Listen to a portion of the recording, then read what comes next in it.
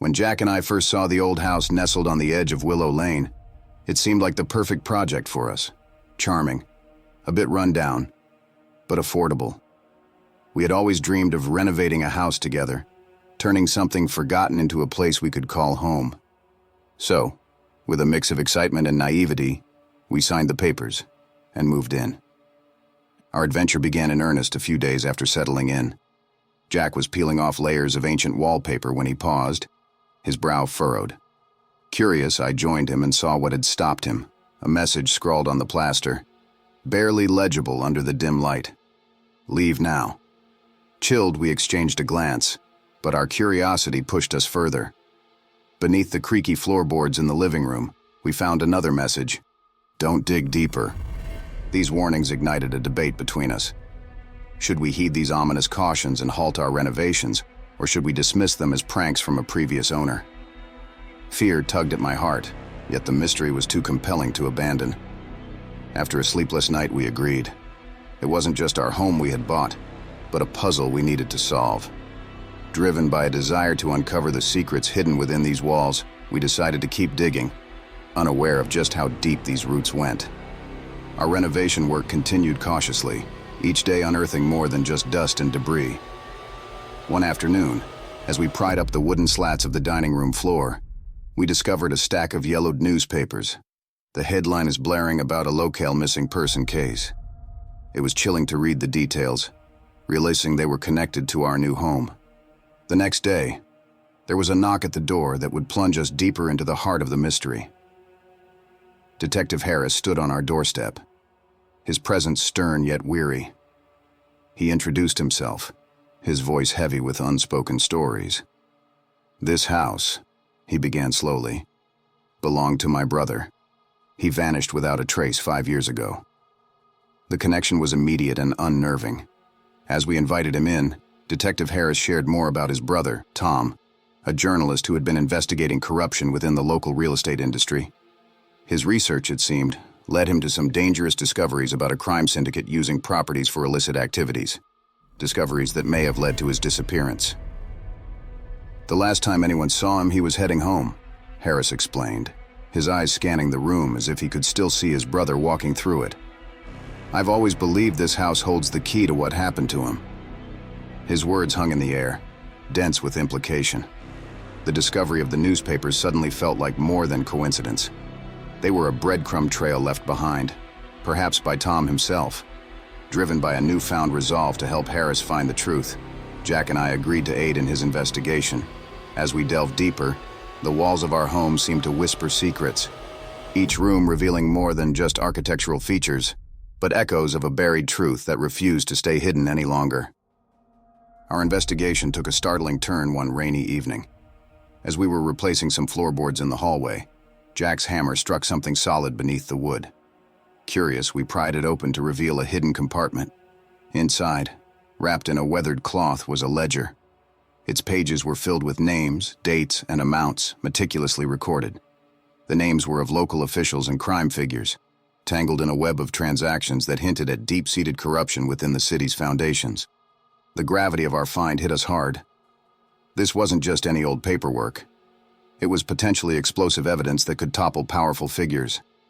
Our initial thrill of discovery quickly soured as we realized we were holding a dangerous secret, one that others might go to great lengths to keep hidden. Almost as if on cue, strange occurrences began to disrupt our peace. Our tools went missing. The electricity was inexplicably cut off multiple times, and one night, a brick shattered our living room window with a note tied around it: "Stop digging." Each event was more menacing than the last, escalating our fears that we were being watched, and more importantly, warned.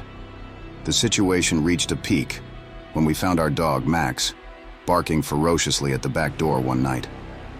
As I approached, I could make out a figure retreating into the shadows of our backyard.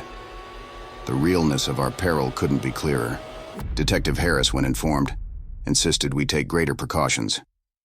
He arranged for surveillance on our property and suggested we might even need to go into temporary hiding if things got worse. But Jack and I, fueled by a stubborn resolve, decided to stay. We had unearthed this secret, and now we felt an overwhelming duty to see it through, not just for our own sake, but for the memory of Harris's brother and the potential justice his silence demanded. We were no longer just renovating a house, we were trying to cleanse it of its corrupt legacy, one perilous clue at a time. Detective Harris, recognizing the escalating danger and the potential scope of the corruption we had uncovered, made the decision to involve federal authorities. He arranged a meeting in a nondescript government building downtown, where Jack and I nervously presented the ledger to a pair of serious-faced agents. The agents listened intently, flipping through the pages with increasing concern, and finally assured us they would take the matter seriously. They outlined a plan to use the information in our ledger as a starting point for a broader investigation into the syndicate's activities.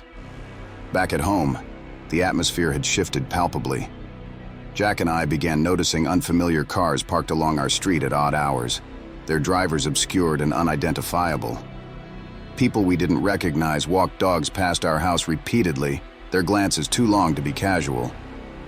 The quaint neighborhood we had moved into now felt like a landscape filled with unseen threats.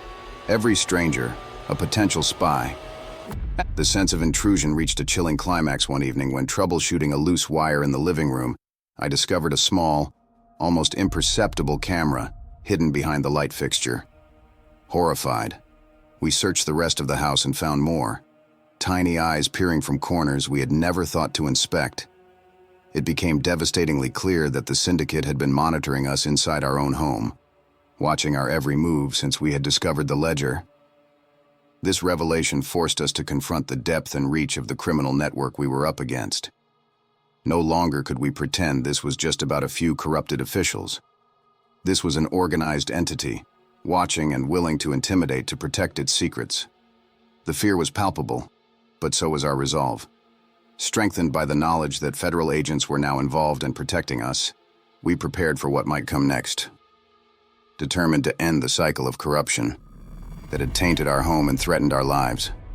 With the syndicate's eyes on us and their tactics escalating, Detective Harris proposed a bold plan. We would use the ledger as bait, inviting key syndicate members to a meeting at our house under the guise of negotiating a sale of silence. Federal agents would be concealed throughout the property, ready to close in. On the day of the showdown, tension saturated the air. Hidden cameras were now in our favor, monitored by agents in a nearby van. As the syndicate members arrived, their cautious glances betrayed their suspicion, but greed led them inside. Once all were assembled and incriminating conversations began, Harris gave the signal. Agents stormed the house, catching the criminals off guard. Amid the chaos, Harris directed us to a loose floorboard under which we found his brother's journals, chronicling his covert investigations into the syndicate. It was the piece of the puzzle we needed, the key to understanding the depth of the network and the danger Tom had faced. The arrests made headlines, shattering the syndicate's influence in our town. The community, once unaware of the malignant forces operating beneath its surface, rallied around us. Jack and I were embraced not just as residents, but as catalysts of a newfound vigilance. Our home transformed into a beacon of resilience. As we restored each room, stripping away layers of deceit, we fortified it with our hope and renewed spirit. Inspired by the journey and the impact of our actions, we decided to document our story. Our book, aimed at inspiring others to stand against corruption, would tell of our transformation from ordinary homeowners into defenders of justice, illustrating that the heart of a community could be the strongest force against darkness. The steering wheel felt sticky under my palms as I navigated the last winding road to my new home. The house itself was modern, an appealing contrast against the dense woods that framed the small town of Redwood Grove. I had always had a penchant for forgotten tales and unsolved mysteries, making me perhaps the only history teacher who could feel at home on a site where an old asylum once stood. As I unpacked, I couldn't help but notice fragments of old bricks and bits of charred wood mixed in with the soil of my new garden. These were remnants of a past that the real estate agent had glossed over, remains that hinted at stories buried deep beneath the surface.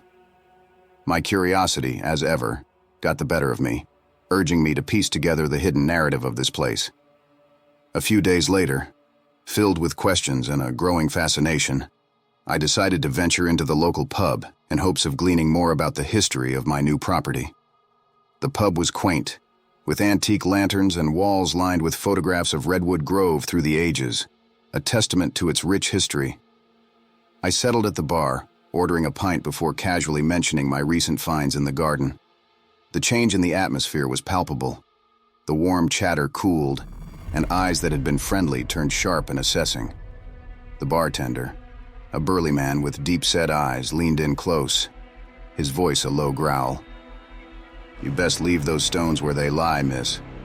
Some histories are best left undisturbed." His stern advice was echoed by curt nods from others, their faces suddenly closed off and unreadable. The friendly small-town charm had evaporated, replaced by a chilly warning. Undeterred but a touch unnerved, I realized that my curiosity had perhaps dug up more than just the fragments in my garden. Ignoring the subtle and not-so-subtle warnings from the locals, I dove headfirst into the dusty archives of the Redwood Grove Library. The old building was a labyrinth of books and forgotten newspapers, with creaky wooden floors that echoed with each step. I spent days flipping through musty pages and scanning microfiche slides, searching for anything related to the old asylum. Finally, I stumbled upon a series of fragmented newspaper clippings and ambiguous police reports from decades ago, all subtly hinting at a tragic fire and possible cover-ups. Some articles mentioned experimental treatments, but details were scarce, cloaked in cautious phrasing typical of the time. The more I uncovered, the colder the town's reception grew. People I had started to know, faces that had smiled at me when I first arrived, now turned away as I approached. One morning, I found my car with a deep scratch across the door and a note tucked under the windshield wiper, stark against the red paint. "Stop digging." But the warnings and isolation only sharpened my resolve. There was a story here, something much bigger than just an old building burning down. And I was going to uncover it, no matter the cost. The tension followed me into the night. My dreams, once rare and forgettable, morphed into vivid nightmares.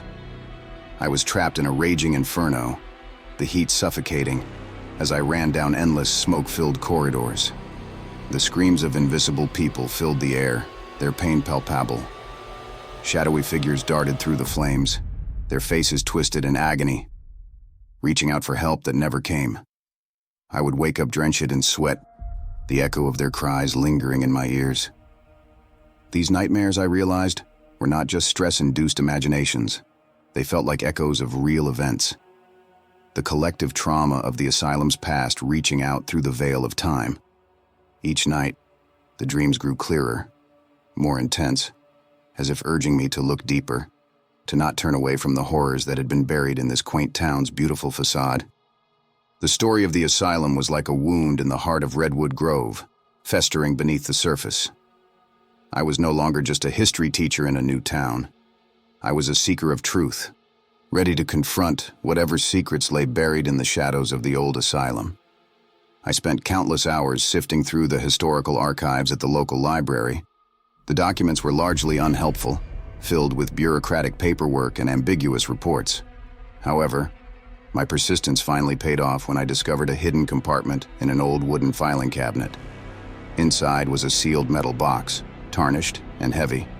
With a mix of excitement and apprehension, I pried it open. The contents of the box were haunting. A collection of personal belongings, a small cracked photograph of a young woman with a sad smile, a child's rusty tin soldier, and a stack of letters bound by a faded ribbon. But it was the diary at the bottom of the box that caught my breath. The leather was worn, the pages yellowed, and the handwriting inside was that of a staff member who had worked at the asylum during its final years. As I read, the chilling truth emerged. The fire that had ravaged part of the asylum was no accident. It was a desperate attempt to destroy evidence of horrific experiments conducted on the patients. I knew this discovery could not stay buried. With the diary and artifacts in hand, I arranged a town meeting, hoping to share the findings and rally support for further investigation. The town hall was packed, the air thick with tension and whispers. As I presented the evidence, murmurs turned into outright hostility. A man in the back, who I later learned was a descendant of the asylum's director, stood up and pointedly accused me of slander and mischief-making, vehemently denying the allegations. The meeting ended in chaos, with no resolution and a divided community. That night, my fears materialized further. I returned home to find my front door ajar, the lock tampered with. Inside, my papers were scattered, and on the kitchen counter lay a blunt message scrawled on a piece of paper: "Leave town or else." Shaken by the threat but fueled by a deeper resolve, I decided it was time to bring this story to a broader audience. The local sentiment was too entrenched, too biased to confront the horrors of its past. I needed external intervention. I spent the night drafting an email to a major newspaper, attaching photographs of the diary pages and the artifacts. As dawn broke, I hit send, feeling a mix of trepidation and relief. The truth was out there now, beyond the confines of Redwood Grove. It was no longer just my fight. It was a call for justice for those voiceless victims whose lives had been marred by unimaginable horrors. What came next would test the very fabric of this small town, but I was ready to face it, come what may. The publication of the story sparked an uproar that echoed far beyond the boundaries of Redwood Grove. Major newspapers and television networks picked up the tale, each adding layers of investigative journalism to the narrative. Soon, the once quiet town was swamped with reporters and investigators, their cameras and questions unavoidable. This surge of attention shamed some into silence, but spurred others into action. Locals, previously reticent, began to share their own snippets of the asylum's history, tales handed down from older generations, hidden documents, and even old photographs. Each new piece of evidence lent more weight to my findings, weaving a more detailed tapestry of the truth. The influx of external scrutiny acted as a catalyst, compelling the community to confront its grim past. The stories of abuse and cover-ups, once whispered behind closed doors, were now being broadcast for the world to see, validating the forgotten suffering of the asylum's victims. As the full extent of the asylum's dark past came to light, the atmosphere in Redwood Grove began to shift. A second community meeting was called, this time with a different tone.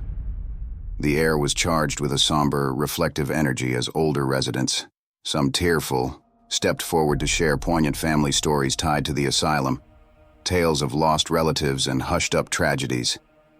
These confessions brought the community closer, weaving a collective narrative of remembrance and regret. Moved by these revelations and the weight of national scrutiny, the town council took a decisive step forward. They voted unanimously to establish a memorial at the old asylum site. This memorial would serve not only as a symbol of acknowledgement for the victims, but also as a commitment to preserving and honoring the memory of the past, ensuring that such atrocities would never be forgotten or repeated. We had just moved into what you might call the house of the future, a state-of-the-art smart home nestled on the outskirts of town, surrounded by whispering pines and a sense of new beginnings. Tom and I had always been tech enthusiasts, and this place, with its promise of an automated lifestyle, was a dream come true. Our two children, Mia, a typical 15-year-old with her nose often in her smartphone, and little Sam, who was just 8 and fascinated by anything with buttons, shared our excitement. It felt like we were stepping into a new, easier era of living. But our fascination began to wane as the house started to show a different kind of intelligence. One night, just a week after we moved in, the TV in our living room sprang to life at 3 a.m., flickering to static that filled the house with a low, crackling hum. Tom and I shuffled downstairs half asleep, bewildered at the sight. It was probably just a glitch, we reasoned. Or maybe we hadn't figured out the settings yet. Over the next few days, other odd things began to happen. Lights would flicker off and on in the hallway, casting eerie shadows against the walls as we walked by. Sometimes late at night I could hear faint, indistinct noises coming from the speakers in various rooms, like distant conversations being played at a volume just too low to comprehend. Each time, Tom would check the system, tweak a few settings, and reassure the kids that it was nothing more than our new home, adjusting to us, just as we were adjusting to it. We laughed these malfunctions off as part of the learning curve of living in a digital fortress. Little did we know, our home was learning us too. The oddities in our new home escalated quickly from minor nuisances to outright invasive disturbances. It began subtly, First, the smart cameras in the living room and hallways flickered to life at odd hours, even when no one was around to trigger them. Then, the thermostat settings started to change on their own. I would wake up in the middle of the night, shivering as the temperature inexplicably dropped, turning our warm refuge into a cold, unwelcoming space. Mia, always the inquisitive one and more adept with technology than even myself, began to suspect something more sinister than mere technical glitches. One Saturday morning, driven by a mix of curiosity and growing unease, she decided to dive into the home security system. What she found sent chills down my spine, far colder than the unexplained drops in temperature. There were hours upon hours of footage, videos of us sleeping, eating, talking, videos that none of us had initiated. It was as if an unseen observer had taken up residence with us, watching our every move. The most disturbing part was seeing the timestamp on some of the recordings showing us asleep in our beds while the camera zoomed in and out, as if trying to capture every detail. The invasion of our privacy was palpable, and fear began to seep into every corner of our once safe haven. After Mia showed us the recordings, we gathered as a family in the living room, the seriousness of our situation sinking in. Someone, somewhere, was puppeteering our smart home to spy on us. Determined to get to the bottom of this, I called an old college friend, Derek, who now worked in cybersecurity. Over the phone, I explained our bizarre and frightening situation. Sensing the urgency, he came over the next day with his equipment, ready to dissect our network for clues. Derek worked tirelessly, his fingers flying over the keyboard as he navigated through lines of code and system logs. After hours of digging, he unearthed the unsettling truth. We had been hacked. The hacker had not only breached our network, but had been actively controlling it, lurking in our digital shadows for weeks. The thought that someone had been observing us for that long, learning our routines and watching our intimate moments, was horrifying. The discovery of the breach was a turning point. Knowing we were victims of a calculated invasion rather than victims of haunted technology was both a relief and a call to arms. We needed to protect our family, regain our privacy, and ensure this could never happen again. As Derek began implementing stronger security measures, I realized our fight had just begun.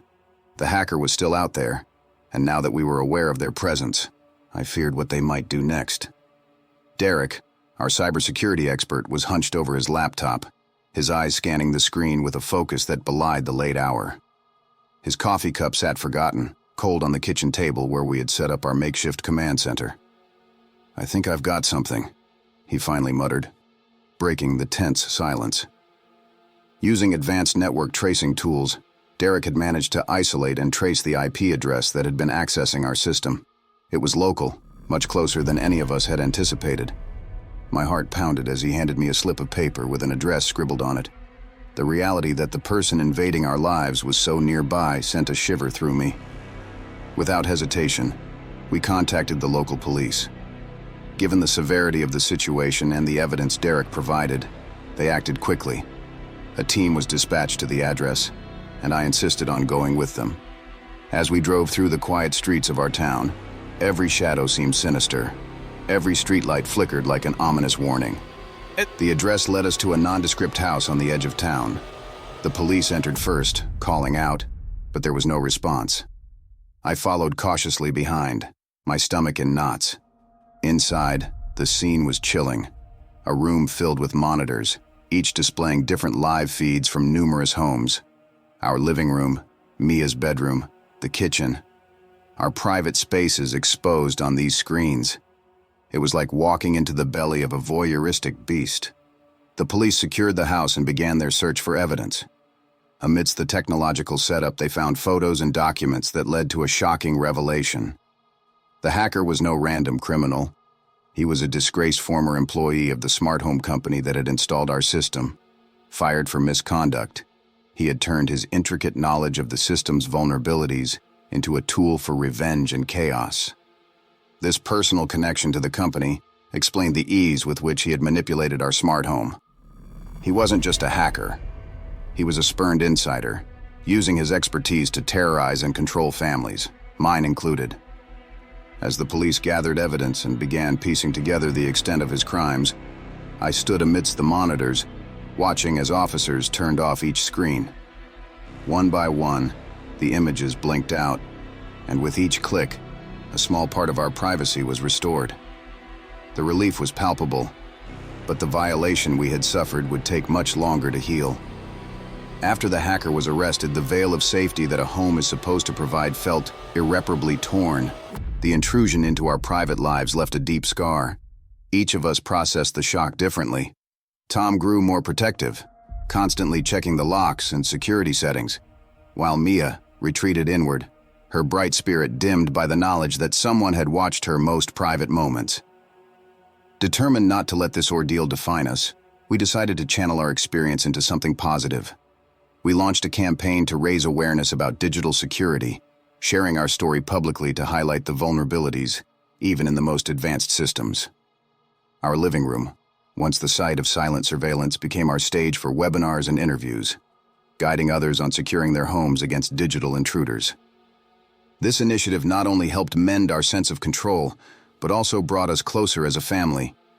United by our resolve, we turned our painful experience into a force for good, ensuring that no other family would have to endure what we went through. We decided to leave the smart home behind, choosing a less connected, simpler lifestyle in a new house where manual switches replaced voice commands and sensor activations. This move wasn't just about changing our address. It was about reclaiming our sense of security and autonomy. As we unpacked boxes in our new home, the familiar sounds of laughter and conversation slowly began to replace the eerie silence that technology had imposed on us. In the tranquil glow of our new living room, we gathered as a family, free from the relentless hum of technology. Embracing this fresh start, we were mindful of our past trials, but optimistic about a more guarded, secure future, cherishing the simple, unmonitored moments together.